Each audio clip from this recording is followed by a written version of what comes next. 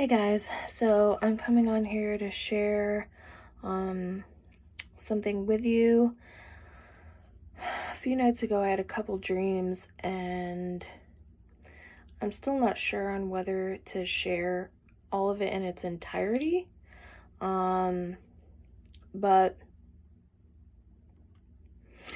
okay, I think I just will. So the first dream I'm calling the vampire school dream. I've had tons of vampire dreams my whole entire life, and I've also had tons of vampire school dreams. So in this dream, I was with my husband and I was with my three older kids, and my husband wanted to enroll our children into this certain school. And so I decided I wanted to check out the school first. So I took the older kids, I walked through the school, and I was listening to conversations and stuff to see, what people were like there and everything. And I met the principal and a bunch of other staff who were talking to me and guiding me, and I knew that they were evil. And then very quickly after, I knew that they were vampires. And the principal specifically was trying to lead me and the older kids to go into a basement. But I saw, without actually seeing, because I didn't go into the basement, but I saw, I guess I was able to see without seeing that the basement was completely filled with blood. And so all I saw was this huge basement just filled with blood. And I was like, I'm not going into your basement. And so I was kind of like denying him and trying to I think I was trying to redirect a little. And I was trying not to be too rude because I didn't want him to, attack me. So that happened. I guess, I don't know if there's a scene change or I got away or whatever, but next thing you know, I was outside the school and I saw these students talking, and I realized that about half of the school was vampires. And I was able to see this and discern this, but no one else was for some reason. And the students who were vampires, they were all dressed kind of in this goth type apparel. And I heard them talking to each other, and they were saying how they would basically attack impulsively, and they would attack whoever they want, whenever they wanted, just whenever they felt hungry. And it concerned me because I was listening to see if they had any kind of plots, because I wanted to see who their target was. But when I found out that they would target anyone, it didn't matter who they were or what they did or anything about them, that concerned me even more. And I knew that they were even more of a dangerous threat. So I decided, I was like, yeah, there's no way I'm going to have my kids go to school. So that was the first dream. And then the second dream I had, it was pretty long. I don't remember everything about it. I just remember being on a bus with a bunch of people, and I was talking back and forth with the bus driver. And I remember I had asked him if I could have a Gatorade from the back of the bus, and he said, "Oh, yeah, you can have one, but they're $12.99. And I was like, "What? They used to be free." And he's like, "Not anymore." And I know a bunch of other things happen on the bus, like conversations and stuff. I just don't remember anything about it. We end up getting to a rest stop, and it's one of those ones where there's bathrooms on the left and then there's bathrooms on the right. I went into the bathrooms on the right, and the bus driver followed me in, and he was asking me all these questions, and I knew that he was trying to keep me close and in his sight, and that he was monitoring me.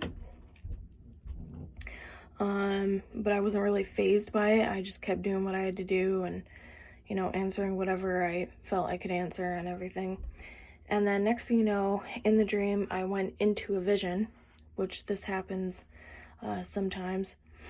And so in the vision, I am looking at this black woman with a black wavy weave and she's got like a blue and green sequined dress that's not really fully covering everything, and she's got makeup to match, and she's standing on the stage, and I knew that the audience was full of other performers too, and I knew that they were all gospel singers.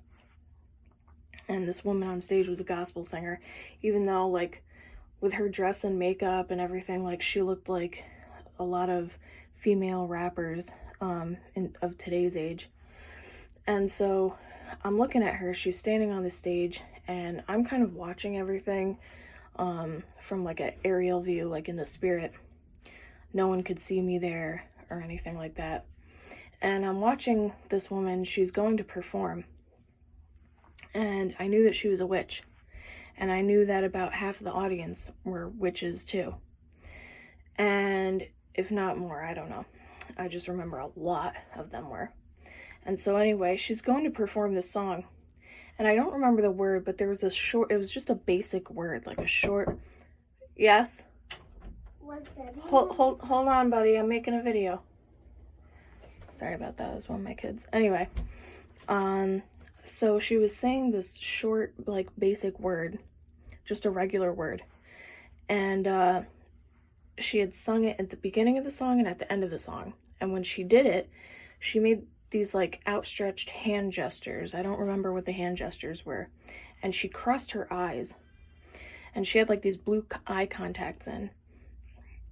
And when she did it, I knew that she was performing some sort of, like, witchcraft.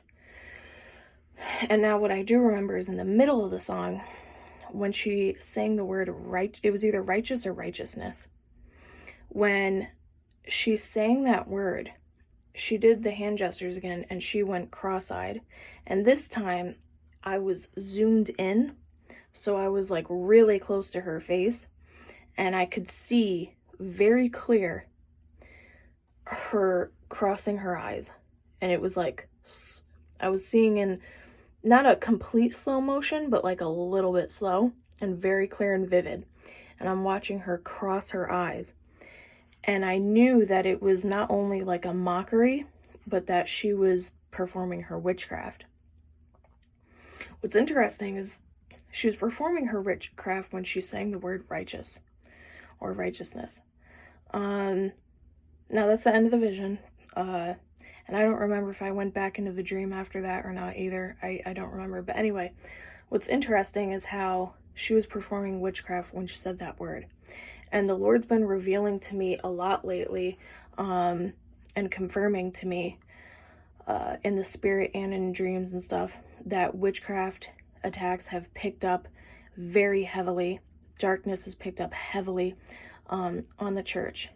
And from what this is also showing in the church as well. So in the church and on the church. And this was a bunch of gospel singers, guys. Oh yeah, before I came out of the vision, I remember hearing the name Cece. And I can't remember if I heard the last name with it, but as I was waking up, I was thinking in my head, Cece Williams, which I forgot her name is Cece Winans. For some reason, I always thought her name was Cece Williams. So I heard that name before I came out of that vision. And as I was still looking at this woman.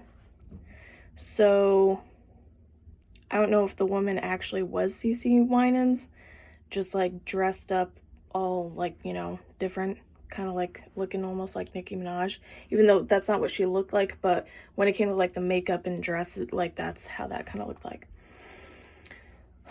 So I don't know if that was supposed to be her, or if her name popped up in the vision because she's a part of it. But either way, this is going through Christian music, and we've been hearing about this stuff for some time now. So just pray, ask the Lord to guide you with what music to listen to and what music to not listen to, and just be very discerning and cautious in the spirit. Take everything I shared to the Lord yourself and ask him about it, because to be honest, I don't even fully understand all of it. Some of it is pretty obvious, and then some of it is, I'm not entirely sure. So take it to the Lord, but know that witchcraft attacks have picked up in the church and upon the church.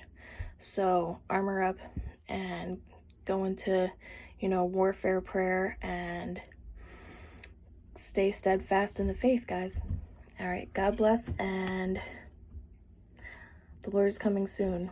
When soon is, I don't know, but he's coming.